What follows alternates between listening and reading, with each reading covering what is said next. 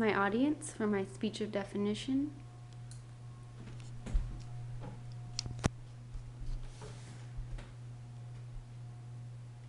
If you don't like getting a flu shot or shots in general, today you will be especially happy that you do not live with diabetes. The American Diabetic Association recommends that those with diabetes test their blood sugar between 4 and 6 times per day. That equals out to about 2,000 needle pricks per year. Diabetes is often a misunderstood disease, and there are many myths surrounding its cause and treatment. Today I aim to give you a good definition of exactly what diabetes is and what it entails.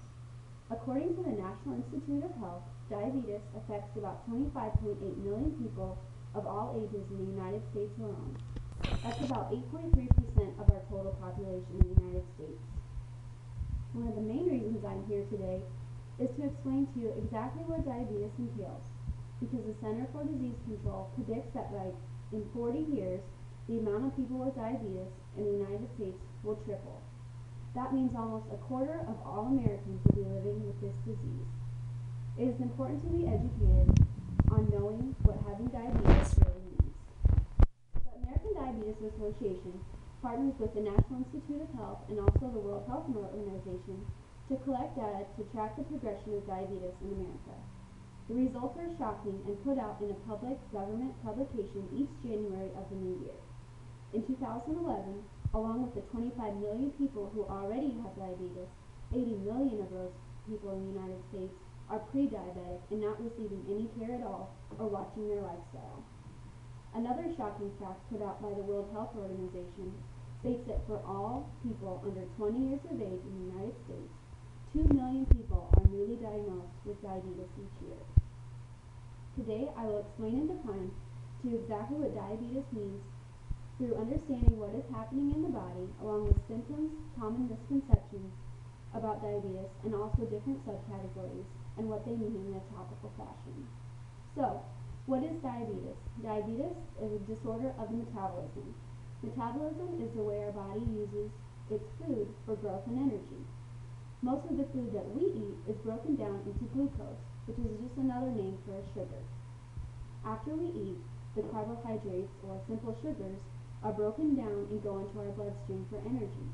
But to be used for energy, this glucose, or simple sugar, needs to go into the cells. For the sugar to go into the cells, insulin needs to be present. Insulin is a hormone that is made in the pancreas. When people eat, pancreas automatically produces the exact right amount of insulin to correspond with the amount of simple sugars or carbohydrates that we have eaten. In people with diabetes, however, the pancreas does not produce any insulin at all, or it produces very little insulin to move that sugar from our bloodstream into our cells. Glucose will then build up in our bloodstream, which then will spill into our kidneys and eventually pass out in the urine. Thus, the body loses its main source of fuel, even though the body contains this large amount of sugar that's sitting in the bloodstream. So, backtracking, what exactly is insulin? Like I said, it is made in the pancreas, and the amount released correlates with the amount needed for the muscles and growth and energy. Diabetics receive their insulin through a pump. I'm going to show you a few pictures of how the pump has evolved. This was the original insulin pump, and I will send these around. This is today's insulin pump, so you can see how it has changed, and pass those around. These sites highlighted in red here show the spots where you receive an insulin injection if you are a diabetic. Insulin injections are deposited in the fatty parts of the body. One of the problems with insulin injections is the inflammation and irritation and swelling from those fatty sites. You can see on this picture of the leg, it's bumped and swollen. This is the spot of an abdomen of a man. You can see a large bump protruding from his abdomen. And this is just another picture here to show you how far the insulin pump and insulin test strips have come.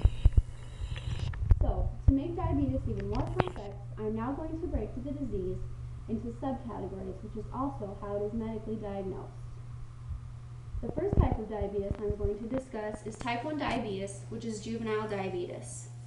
In this type of diabetes, no insulin is produced in the body, which means there is no insulin released from the pancreas, which will take the blood from or sugar from our bloodstream into the cells. The treatment for type 1 diabetics include the insulin pump be worn at all times so that a bolus amount of insulin can be injected into the body to correlate with the amount of carbohydrates and sugar we are eating. Type 2 diabetes is most often hereditarily linked. It is also largely linked to obese people. The treatment for type 2 diabetes includes an insulin dosage with a pump, where a bolus amount is inserted before, during, after meals, bedtime, many times per day, constant checking of blood sugar, and also watching how many carbohydrates you eat. As you are learning, diabetes is a very complex disease to deal with. What becomes even more complicated are the misconceptions and misinterpreted information circulating about diabetes. Just because your family member has diabetes doesn't necessarily mean you are disposed to having diabetes. With proper lifestyle and exercise decisions, you can prevent yourself from having this terrible disease. Diabetes is also not a disease to be reckoned with. It is very serious and the leading cause of blindness, kidney failure, liver failure, shock, and also death. Diabetes is definitely a complex disease that takes more than a brief description that I have given you today.